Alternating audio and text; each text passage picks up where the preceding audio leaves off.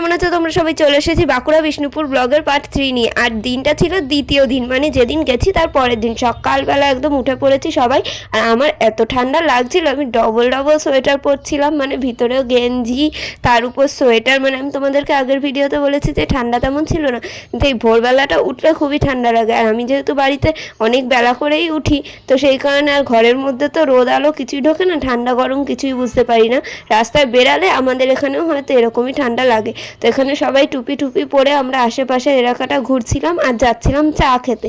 দোকানে আমি কখনোই সেরকমভাবে চা খেতে যাই না, ছোটোবেলায় হয়তো গেছি, তাও জেঠু কাকুদের সঙ্গে, কিন্তু নিজে থেকে দোকানে গিয়ে চা কিনে কখনোই খাই না। চা তো আমি ঘরেও খাই না। তো এখানে সবাই দল বেঁধে যাচ্ছি ভোরবেলা চা খেতে। ভোরবেলা নয়, তখন প্রায় 6টা সাড়ে 6টার বেশি বেজে গেছে। উঠেছি আমরা আরও আগে। তারপর এদিক ওদিক একটু পাক খাচ্ছিলাম, এই বাড়ি ওই বাড়ি, মানে সবার বাড়ির ক্ষেতগুলো দেখছিলাম, অনেক কিছু দেখছিলাম। তারপরে এদিকে এসেছি সবাই যখন ফ্রেশ হয়ে গেছে তারপর। আর এখানে দেখেছে সকালবেলা বাজারও বসে গেছে। এখানে সবাই নিজেদের ক্ষেত মানে জমি থেকে তুলে আনা শাকসবজি বিক্রি করে। তা বলে তোমরা কেউ এটা ভেবো না যে গ্রাম বলে দাম হয়তো খুবই কম শহরের থেকে। যেরকম শহরের দাম সেরকমই, শুধু কিছু কিছু জিনিসই একটু তফাৎ আছে। চা খেতে ভালোবাসো তাদের জন্য তো এই দোকানটা একদম পারফেক্ট চা খাওয়ার জায়গা। গরুর দুধ দিয়ে গরম গরম দুধ চা দেবে, তাও মাত্র 5 টাকা। আমাদের শহরের এদিকে ভালো একটু চা খেতে গেলে 20 থেকে 25 টাকা, 10 টাকার নিচে হয় না। আর এখানে আমি পুরো চাওয়ালার দোকানের ভিতর ঢুকে গেছিলাম। তারপর মামি বললো যা ভিতরে, কিছু বলবে না। তো আমি ভাবলাম কি সুন্দর মাটির ঘর বাড়ি, এটা তোমাদেরকে দেখাবো না, আমি নিজেও দেখবো তোমাদেরকেও দেখাবো। আর ভিতরে মেন দেখতে পেয়েছিলাম কমলা লেবু। আমি জানি কমলা লেবু শীতের জায়গায় হয়, দার্জিলিংয়ের বিখ্যাত কমলা লেবু। আর এখানে আমাদের দেশেও হয়, কিন্তু লোকে ছাদ বাগানে ছোট কমলা লেবু গাছ লাগায়। এটা পুরো বড় একটা লেবু গাছ, যার মধ্যে অনেক বড় বড় কমলা লেবু হয়ে আছে, যেটা নিচ থেকে হয়তো তোমরা বুঝতে পারছো না। আর লেবু গাছের ঠিক পাশেই রয়েছে টিনের ছাউনি দেওয়া মাটির ঘর, যেটা দেখতে খুবই সুন্দর লাগছিল। আর এতটা সুন্দর ঘরটা মনে হচ্ছিল আমি ঢুকে দেখি, কিন্তু লোকের ঘরে তো ওরকম ঢুকে যাওয়া যায় না। তারপর ওখান দিয়ে দেখে টেকে বেরিয়ে এলাম, এসে দেখছি এখানে সবজি কেনা হচ্ছে। তারপর চা ঠাকে আমরাও সবজি দেখতে এলাম যে কম দাম নাকি। এখানে আমাদের ওখানের মতনই দাম। এখানে ফুলকপি পিস হিসাবে নয়, এখানে বিক্রি হয় কিলো হিসাবে, যে 700 গ্রাম 30 টাকা বা 500 গ্রাম 30 টাকা এরকমভাবে। তো এরকম সবজি কিনছিল মামি আর মা, যেহেতু সেদিনকারে নিরামিষ হবে, মামির বাবার বাৎসরিক ছিল সেদিন। আর আমরাও একটু মন্দিরে ঘুরতে যাব, সেই কারণে এখানে নিরামিষই হবে, সেই কারণে কিছু শাক সবজি নেওয়া হচ্ছিল। আর বাকিটা মামিদের ক্ষেত থেকে তুলে নেবে। একটা মজাদার দৃশ্য আমার ফোনে উঠে আসে, মানে এই ছোট্ট কুকুরের বাচ্চাটাকে দেখছিলাম, মানে এই বাচ্চাটার পিছনে আমরা দৌড়াচ্ছিলাম, ও দৌড়াচ্ছিল। এবার ও দৌড়াতে দৌড়াতে ওর আর একটা সঙ্গীর দিকেই যাচ্ছিল। সেই দেখে আমি ক্যামেরাটা জাস্ট জুম করেছি, ওর সঙ্গী ওখানে কি করছিল প্রথমত আমি বুঝতে পারিনি। করার সাথে সাথেই দেখি ও ওখানে পটি করছে, মানে ও আমাদেরকে এটাই বুঝিয়ে দিল নে ছবি তুল, ভিতর ছবিতে আমি টাট্টি করে দেবো। যাই হোক, এখানে মজা করেই ভিডিওটা তোমাদের সাথে দিলাম, মানে আমি বুঝতেই পারিনি ও কী করছে। তো আমি জুম করতেই দেখি ওরকম উঠেছে। আমি একা না, আমার পাশে মাসির মেয়ে মানে পাপাইও ভিডিও করছিল, ওতেও ওটাই উঠেছে। তারপরে দেখো আমরা সকালবেলা এসে একটু খাওয়া দাওয়া করে রেডি হয়ে এখন বেরিয়ে পড়লাম ঘুরতে। এবার তোমরা হয়তো ভাবছো এই সাত সকালে ঘুরতে কে যায়? এই সাত সকালে ঘুরতে আমরাই যাই। মানে সকাল তখন বাজে হয়তো 8:30 থেকে 9টা, ঠিক তখনই এই সর্ষে ক্ষেতের পাশ দিয়ে যেতে কী ভালো যে লাগছিল। এই সর্ষে ক্ষেতেও কিছু ছবি তুলেছি, ঘুরতে এসেছি, সেগুলোও তোমাদের সাথে একের পর এক শেয়ার করব। বাঁকুড়া ঘুরে আমি সত্যি খুবই মজা পেয়েছি। অনেক বছর এরকম সুন্দর কোথাও ঘুরিনি। মানে যতই দীঘা পুরী সমুদ্র যাই বলি না কেন, গ্রামের সৌন্দর্য তার কাছে হার মানবেই।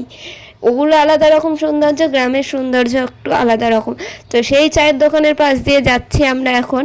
আর আমরা এখন যাচ্ছি সেই ভাঙা ব্রিজের উপর থেকে, আমাদেরকে বলেছে নেমে যাও। তাই ভাবলাম আজকে যদি তোমাদের ব্রিজটা একটু দেখাতে পারি। এই যে দেখো ব্রিজটা কীভাবে আলগা হয়ে রয়েছে, আর এ পাশ দিয়ে যাচ্ছে বড় নদী। মানে কি বলবো, এখানে ভাঙা ভাঙা চারিদিক দিয়ে ভেঙে গেছে। এই দেখো আপ ডাউন, সিঁড়ির মতো আপ ডাউন হয়ে গেছে, কারণ যেটা ভেঙেছে সেটা নিচে বসে গেছে আর কিছুটা উপরে রয়ে গেছে, সেই কারণে এরকম। এখান দিয়ে হেঁটে পার হতে হয়, আগেও বলেছি।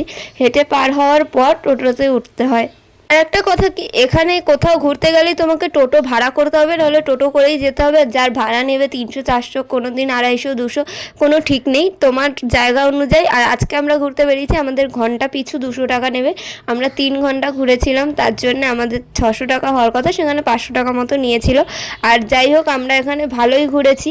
সবার আগে চলে এসেছি একটা মন্দিরে, মানে এখানে এরকম পোড়া মাটির মতো দেখতে অনেক মন্দির আছে, আর যার বাইরে বাইরে ছোট ছোট অনেক মেলার মতো বসে। এখানে খুবই সুন্দর লাগছিল আমাদের দেখতে। আর পাপাই এখানে দেখছিল যে এখানে বই বিক্রি হচ্ছে ঠাকুরের, সেই কারণেই ও দেখছিল যে এটা কিন্তু একটা রাধাকৃষ্ণের মন্দির। মানে বাইরে থেকে দেখে মনে না হলেও ভিতর থেকে দেখলে পুরো বুঝতে পারবে তোমরা। আর এইখানের মন্দিরগুলোর বাইরে বাইরে ইংলিশ, বাংলা, হিন্দি 3টে হরফেই লেখা রয়েছে কি বৃত্তান্ত মন্দির সম্পর্কে। আর এমনকি ব্রেইল পদ্ধতি, মানে যারা চোখে দেখে না আর কানে শোনে না তাদের জন্য এইখানে রয়েছে সেই পদ্ধতিও, মানে তারা হাত দিয়ে ছুঁয়ে যেভাবে পড়াশোনা করে ঠিক সেভাবে মন্দির সম্পর্কে পড়ে ফেলতে পারবে। মন্দিরটাতে সেরকমভাবে কোনো গার্ড ছিল না যে উপরে উঠবে না, নিচে নামবে না, এইখানে ঢুকবে না, ওখানে হাত দেবে না, এরকম কিছুই বলছিল না। প্রথমে আমরা ভেবেছিলাম হয়তো মন্দিরে উঠবো না, কিন্তু তারপর সবাই বলল কেন ওঠা হবে না, এসছি যখন উঠেই যায়। আর পিছনে ছিল মন্দিরের আরও কিছুটা অংশ যেখানে কাজ চলছিল, মানে মিস্ত্রিরা মন্দিরটাকে আর কি সুন্দর করে তোলার জন্য আর আরও সংরক্ষণ যাতে করা যায় বেশি দিন, সেই কারণে ওটা রিপেয়ার করছিল। আর এখানে ছিল একটা বড় লোটা, যেটার ওখানে দেখছিলাম আমরা, লোটাটাকে দেখে আমাদের খুব হাসি পাচ্ছিল যে মন্দিরে লোটা, তারপরে বুঝলাম ওটা নিশ্চয়ই ঘর টাইপের কিছু একটা, আমরা লোটা বলছি। আর যাই হোক, মন্দিরের উপরে আমরা উঠে গেছি।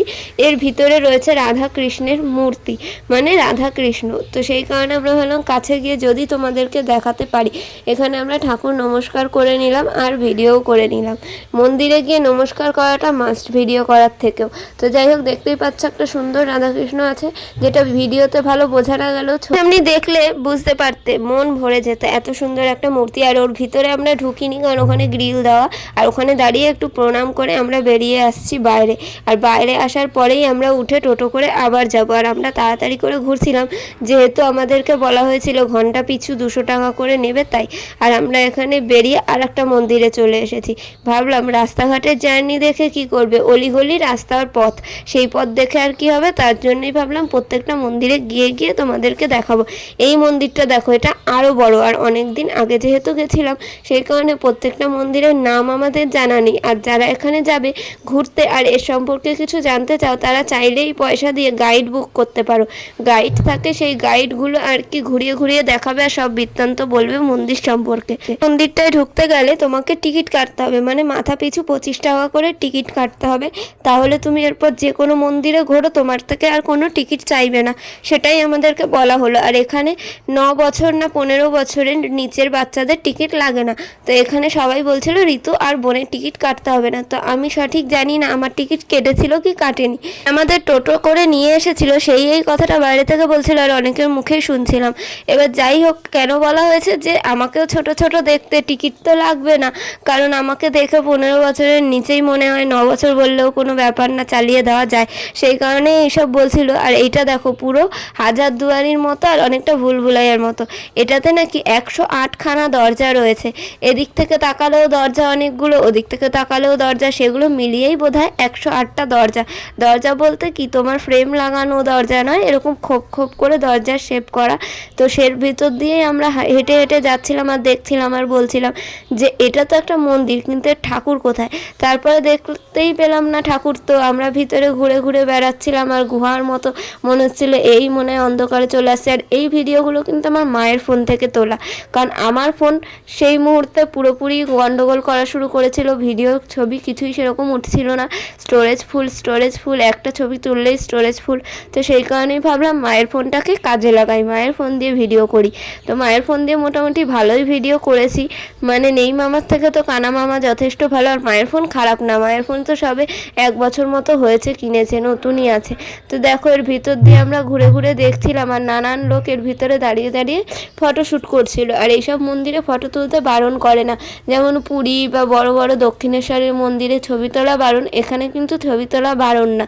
এখানে তুমি ছবি তুলতে পারো আর ঘুরতেও পারো নিজের মতো করে। আমরা ঘুরতে গেলে বিষ্ণুপুরের এই সুন্দর সুন্দর মন্দিরগুলো কিন্তু দেখতেই হবে। আর তোমরা যদি কেউ যাও অবশ্যই এই মন্দিরগুলো ঘুরে দেখে এসো, খুবই ভালো লাগবে। এখানকার একটা ঐতিহ্য এই মন্দিরগুলো। আর আমরা আবারও চলে এলাম আর একটা মন্দিরের সামনে। আর এখানে সেই পুরনো টিকিটটাই দেখবে যেটা আমরা আগের মন্দিরে কেটেছি, শুধু ওটা দেখে দিয়ে দেবে, তাহলেই বুঝে নেব আমরা যে আমরা ঘুরেছি আর আমরা টিকিটও কেটেছি। মানে আমরা বুঝবো না, ওরা বুঝবে। জানোই তো আমি একটু ভুল বলে ফেলি, তো আমার কথা বাদ দাও। আর এই মন্দিরটা দেখো গ্রিল দিয়ে ঘিরে দিয়েছে, মানে তারের চেন দিয়ে। তার কারণ এই মন্দিরটা অনেক পুরনো, মানে প্রত্যেকটা মন্দিরই পুরনো। আর এই মন্দিরের গায়ে গায়ে লোকে রং দিয়ে নিজেদের নাম খোদাই করে যায়, নাম লিখে যায়, যেগুলো একদমই উচিত না। ঠাকুরের মন্দিরে তোমরা ঠাকুর দেখতে এসছো, ঘুরতে এসছো, সৌন্দর্য উপভোগ করতে এসছো, নাকি নিজেদের প্রেম লীলা এখানে ফুটিয়ে তুলতে এসেছো। তো যেই কারণেই আর কি মন্দিরের গায়ে এইসব করার কারণেই এই জায়গাটা যতদূর সম্ভব বন্ধ করে দিয়েছে। সবাই এটাই আলোচনা করছিল।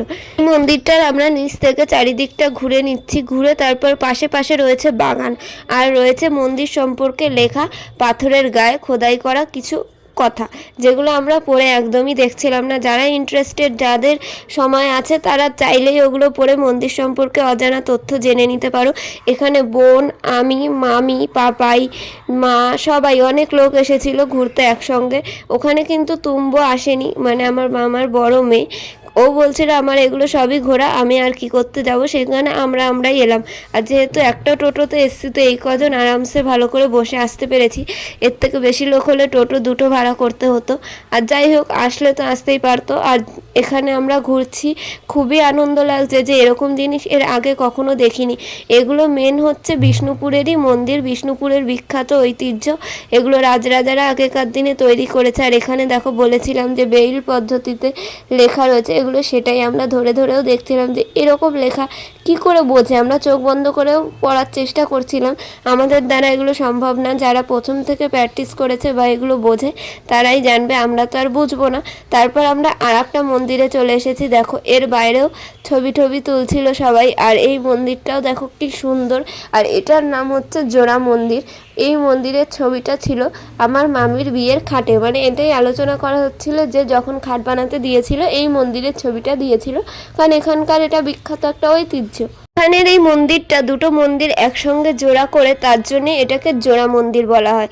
মানে যেরকম আমাদের শহরে রয়েছে মানে বাগুইআটি জোড়া মন্দির, ওটা কেন জোড়া মন্দির আমি জানি না, কিন্তু এটা জোড়া মন্দির হওয়ার পুরো মানে কারণটাই আমি দেখতে পেলাম। আর এই মন্দিরেও আমরা উঠতে পারবো, এর পাশে কোনো ঘেরা নেই, একটু সিঁড়ি ভাঙলেই আমরা এই মন্দিরের ভিতরে ঠাকুর দেখতে উঠতেই পারবো। আর এই খোপের ভিতরেই রয়েছে ঠাকুর। আর এখানে কিন্তু বেশিরভাগ মন্দিরেই রয়েছে রাধাকৃষ্ণ, তারপরে না হলে রয়েছে হচ্ছে চৈতন্য, তারপর গৌর নিতাই, এগুলোই, অন্য কোনো ঠাকুর নেই। যাই হোক, এর উপর আমরা এবার উঠবো, ওদিকটা দিয়ে ঘুরে ঘুরেই এর উপরে ওঠার সিস্টেম। মানে মন্দিরের গায়ে কিন্তু প্রত্যেকটা মন্দিরের গায়েই এরকম পোড়া মাটির কাজ করা রয়েছে, যেগুলো এখন অনেকটাই ভেঙে ভেঙে গেছে। এই যে দেখো আমাদের দলবল আসছে হাঁটতে হাঁটতে, মানে চারিদিকেই তাকালে দেখতে পারবে মন্দির। এখান দিয়ে ওদিকে একটা মন্দির দেখতে পাচ্ছ, আমরা এরপর ওই মন্দিরটাতেই যাব। সবার আগে এই দেখো, এই মাঝখানের মিডিলটা জোড়া লাগানো বলে তাই এটাকে জোড়া মন্দির বলে। আর এই যে এনারা ঘুরতে এসেছে, এনারা গাইড নিয়ে এসেছে, সেই কারণে ওনাদেরকে অত সুন্দর করে বুঝিয়ে বুঝিয়ে ঘোরাচ্ছে, তার জন্য কিন্তু টাকাও নেয়। আমরা, মামি হচ্ছে আমাদের গাইড, কারণ মামি এই বিষ্ণুপুরের মেয়ে, আর ছোট থেকে এত এসেছে, এত ঘুরেছে, তো আমাদের আর গাইডের দরকার নেই। তো মন্দির থেকে বেরিয়ে আমরা চলে এলাম মেলার মতো যে বসেছিল সেখানেই।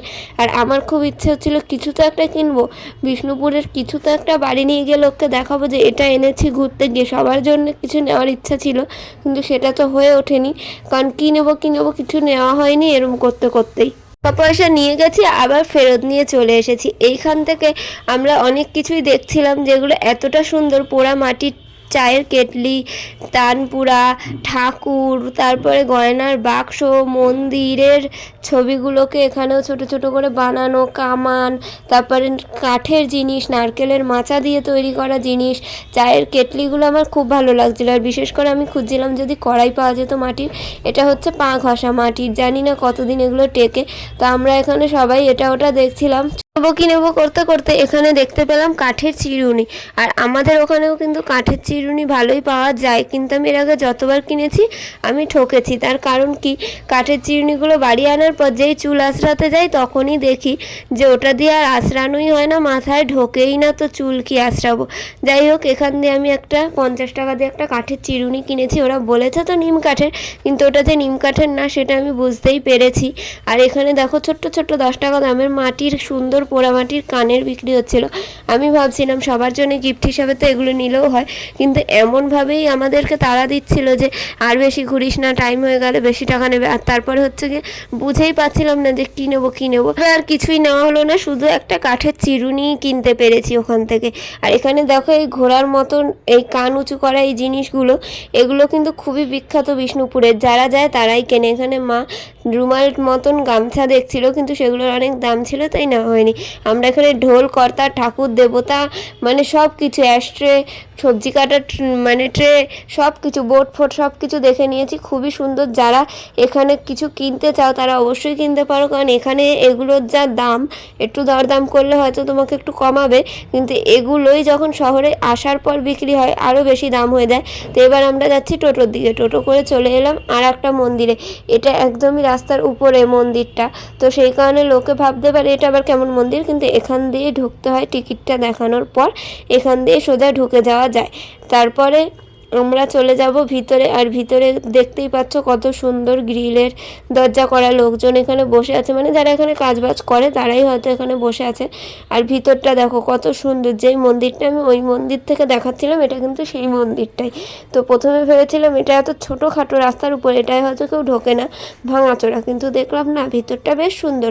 আর এইখানে মন্দিরের সম্পর্কে যেমন খোদাই করা থাকে, এইরকমভাবেই মন্দিরের নাট্যমঞ্চ, কোথায় খাওয়া দাওয়া হতো, কোথায় অনুষ্ঠান হতো, সেগুলো আলাদা আলাদা করে লেখা থাকে। আর সেই জায়গাগুলোও খুব সুন্দর গুছিয়ে রাখা আছে। আর এই মন্দিরটায় তেমন কিছুই সেরকম ছিল না, এই যে যা দেখলে আমরা ঘুরলাম এইটুকুই এই মন্দিরের কারুকার্য। আর এখনও যা দেখছো এইগুলোই, সেরকম এর ভিতর কিছুই নেই। প্রচুর পায়রা ছিল, যেটা দেখে বোন বলছিল এগুলোই কি ঠাকুর মূর্তি, বলছি পায়রা উড়ছে দেখ ভালো করে। তারপরে আমরা দেখছিলাম যে এর খোপের ভিতর ভিতর হয়তো কিছু রয়েছে। এগুলো সব পুরোনো দিনের বিষ্ণুপুরের রাজরাজারা বানিয়েছিল নিজেদের কোনো কারণবশত, বা যাই হোক আমি জানি না অত কিছু। আমি যদি জানতাম তাও তো আমি ইতিহাসবিদ হয়ে যেতাম। যাই হোক, মন্দিরের পাশ দিয়ে আমরা হাঁটতে হাঁটতে দেখতে পেলাম একটা ঢিবি। আর আমরা যেহেতু এর মধ্যেই একদিন যাব শুশুনিয়া পাহাড়, তাই বোনকে নিয়ে ওর উপর উঠে ইয়ার্কি করা হচ্ছিল যে চল ওর ভিতর ঘুরে আসি, মানে হচ্ছে ওটা পাহাড় ওঠার প্র্যাকটিস হচ্ছে। তো দুজন মিলে ঘুরে এলো। তারপর আমরা আর একটা মন্দিরের দিকে যাচ্ছি, আর এইখানে টিকিট কাটতে হবে। আমরা তো শুনেই অবাক যে টিকিট নাকি কাটতে হবে না। তারপরে বললো এখানে যে সুন্দর পার্কটা রয়েছে, ওই পার্কটা ব্যবহার করার জন্য 5 টাকা করে মাথা পিছু টিকিট কাটতে হবে যদি তোমরা পার্কে যাও। তো আর পার্কে গেলে পার্কের একটা খরচা আছে না, যে পার্কটাকে এত সুন্দর করে রাখা, দোলনা ঠোলনা। আর আমার তো দোলনা দেখে লোভই সামলাতে পারছিলাম না। এখানে দেখো আমার মাও দোলনায় বসেছে। বয়স বাড়লে কি হবে, মানুষের মন কিন্তু বাচ্চাই থাকে। এখানে মা আর বোন দুজনেই বসেছে। এখানে ভিডিও করছিলাম আমি মায়ের ফোন থেকে। তো এখানে সবাই একটু একটু করে বসেছি, কারণ এই দোলনাগুলো এতটাই হাইট, আর আমাদের মতো বাটকুল মানুষ, মানে আমার মা পা পাচ্ছে না, সেখানে আমি বোন এরা তো দূরের কথা, পা পাবোই না। তো সেই কারণে আমি বসলাম একটুখানি, কোনো রকম নড়ছি। আর এখানে তুলছে পিছন থেকে, জানি না কিরকম কি তুলছিল। তো কারণে আমি ইশারায় বলছিলাম বেশি তুলতে হবে না, একটুখানি তোলো, কারণ আমি চড়তেই তো পারছি না। আমি পা নামিয়ে একটু ঘষার চেষ্টা করছিলাম। বোন এমনি তাও ভালোই জোরে চড়ছিল। আমি ভাবলাম থাক এত উঁচু, বেশি কেরামতি করতে গিয়ে মুখ থুবড়ে পড়লে একদম আমার দাঁত মুখ ভেঙে যাবে। তারপরে একটুখানি চড়েই নেমে গেলাম। দোলনা যদি নিচু হতো, আমি মন্দির দেখার আগেই দোলনায় বেশি করে চড়তাম। এখানে পাপাই এসেছে, এবার ও চড়বে। ও একটু ধরলো, আমি নেমে গেলাম। এবার ও চড়বে আর ওর ফোন দিয়ে ভিডিও করা হবে। মানে এখানে আমরা বেসিক্যালি ভিডিওই করতে এসেছি। দোলনা তো চড়তে পারছিলাম না আমাদের হাইটের জন্য। এখানে পাপাইও বলছিল যে দেখ কি উঁচু, আমি তাই বলছিলাম দাঁড়া ঠেলে দিচ্ছি। তারপরে এখানে দেখো ফোনটা যেহেতু মায়ের হাতে ছিল, মা যা পেরেছে তাই তুলেছে। যাই হোক, এখানে সবাই মিলে দোলনা চড়েছি। গায়ে এখানে গাছ লাগানো চলছিল, নানান রকমের গাছ লাগাচ্ছিল। আর এই পার্কের সাথেই রয়েছে মন্দির, মানে মন্দিরের পাশেই পার্ক। যেরকম রাম মন্দিরের পাশে একটা অংশে আগে পার্ক ছিল, অনেক বছর যাই না তো এখন আছে কিনা জানি না, আগে একটা পার্ক ছিল, সেরকমই এই পার্কটা তৈরি করা হয়েছে। বাচ্চারা খেলাধুলা করবে আর ওদের এর থেকে কিছু একটা ইনকাম তো হবে। আর এইখানের মন্দিরটাও খুব সুন্দর ছিল, এর ভিতর ঢুকলেই বোঝা যাবে যে মন্দিরটা কেমন। তোমরাও দেখো আমাদের সাথে সাথে আর উপভোগ করো এই মন্দিরের সৌন্দর্য। মন্দিরটা ছিল খুবই সুন্দর আর খুবই বড় একটা মন্দির, আর এর আশেপাশে ছিল সুন্দর সুন্দর গাছপালা। আর এই যে দেখতেই পাচ্ছ মন্দিরটা কতটা সুন্দর আর কতটা মানে পুরনো, এর গা দেখলেই বোঝা যাচ্ছে যে একদম খসে খসে পড়েছে, রং চটে গেছে। আর পোড়ামাটির কালারটার উপর কালার করা ছিল সেগুলো উঠে গেছে। আর এখানে দেখো কত সুন্দর সুন্দর গাছ লাগানো, আর এই সিঁড়ি দিয়ে উঠে পুরো মন্দিরটাকে ঘুরে ঘুরে দেখা যায়। আর এখানে ছিল কিছু শিউলি ফুল, যেগুলো কুড়িয়ে কুড়িয়ে আমরা অনেক মজা করেছি, মানে আমি, মা আর বোন তিনজনেই শিউলি ফুল দেখে একদম নিজেদের ধরে রাখতে পারিনি। আর আমার মায়ের তো শিউলি ফুল খুবই প্রিয়, মানে যেখানে দেখে সেখানেই কুড়াতে শুরু করে, আর আমিও কুড়াই। দেখো কুড়িয়ে কুড়িয়ে মন্দির থেকে বেরানোর আগে এই জিনিসটা বানিয়েছি। মানে সবাই মন্দির দেখছিল, আমি মন্দির অল্প একটু দেখে সাথে সাথে এসব বানানো শুরু করেছি যে চলে যাবে। আর এখানে আমার বোনও বানানোর চেষ্টা করেছিল, ও যেহেতু পারেনি তাই ওর রাগ হয়েছে। তারপরে আমি ওকে বললাম তুই আমারটা নিয়ে নে। আর এখানে কিনেছি আমরা আইসক্রিম, তিনজনে তিনটে আইসক্রিম কিনেছি, আর বাকি তিনজন খাবে আখের রস। আইসক্রিমটা কেনার পর বুঝতে পারলাম এর থেকে তো মনে হয় আখের রস খাওয়া যথেষ্ট ভালো ছিল। এত বিচ্ছিরি খেতে, মনে হচ্ছিল কর্নফ্লাওয়ার বা আটা আর একটু নারকেল গুলে দুধও দিয়েছে কিনা সন্দেহ, স্যাকারিন দিয়ে গুলে টুলে আইসক্রিম।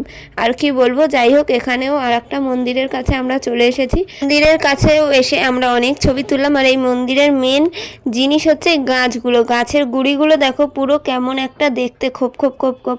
তো আমরা বলছিলাম এর ভিতর ঢুকে ঢুকে যদি ছবি তোলা যায়। এই মন্দিরটাতে বেশ লোক বসেছিল, কাজ করছিল মিস্ত্রিরা, তারা বসেছিল। এখানে এসে মা একটু রেস্ট নিয়ে নিচ্ছে, তারপর গেল টয়লেটে। টয়লেট যাওয়ার পর আমরা এদিক ওদিক ঘুরছিলাম, গাছগুলো দেখছিলাম। আর মামিও আমাদেরকে বলছিল দেখেছিস গাছটার গুঁড়িটা কীরকম। তাই আমিও ভাবলাম সামনে দিয়ে দেখতে হবে আর ছবি টবিও তুলতে হবে, তো সেই কারণে সামনে দিয়ে ভালো করে দেখছিলাম গাছগুলোকে। আর এখানের প্রাকৃতিক সৌন্দর্যটা পুরো আলাদা রকমই, বড় তো গাছ লাগানো। আর আরও কিছু জিনিস এখানে তৈরি হচ্ছে যেগুলোর জন্য মিস্ত্রি বসেছিল, জানি না কি বানানো হচ্ছে। আর এই গাছটা সব থেকে রহস্য, দেখো কিরকম গাছের গুঁড়িটা, মনে হচ্ছিল গাছের একটা অংশ কাটলে একটা দরজার পাল্লা তৈরি হয়ে যাবে, কোনো ঘষা মাজা ঝুট ঝামেলা ছাড়াই। আর এতটাই চওড়া চওড়া গাছগুলো আর লম্বা লম্বা, কি বলবো। যাই হোক ওই মন্দির ঘোরা হয়ে গেল, তারপরে আমরা চলে এসেছি মন্দিরে ছবি টবি তুলে অন্য একটা মন্দিরে। এটা হচ্ছে ছিন্নমস্তার মন্দির, মানে এখানে মা কালীর মূর্তি আছে। এতক্ষণ রাধাকৃষ্ণ গৌরনীতাই দেখেছে, এবার কালী মন্দিরে এসেছে। এখানে জুতোটা আমরা খুলে রেখে যাচ্ছি ভিতরে। এখানে ছিল ভিডিও করা বারণ, সেটা প্রথমে আমি জানতাম না, যেহেতু আমি এখানে নতুন এসেছি। তো এখানে আমি নর্মালি ভিডিও করতে করতেই ঢুকছিলাম, আমি একা নয়, অনেক লোকই এখানে ভিডিও করতে করতে ঢুকছিল। তো এখানে কিছুই বলেনি। এই মন্দিরের সামনে এসে দেখলাম মোবাইল বন্ধ রাখুন, তখনই আমি ভাবছিলাম যে বন্ধ কি করে দেবো। তারপরে ভাবলাম এসেছি তোমাদের সাথে একটু শেয়ার করেই যাই কি আছে। ছবি না তোলার মতো অল্প করে তুলি, খুব বেশি তোলার প্রয়োজন নেই। তাই ভিড় ঠেলে আমি আগে আগে সামনে যেতে চাইছিলাম যে কী ঠাকুর আর কেমন ঠাকুর সেটা তোমাদেরকে দেখানোর জন্যে, আমার আর কোনো রকমই উদ্দেশ্য ছিল না।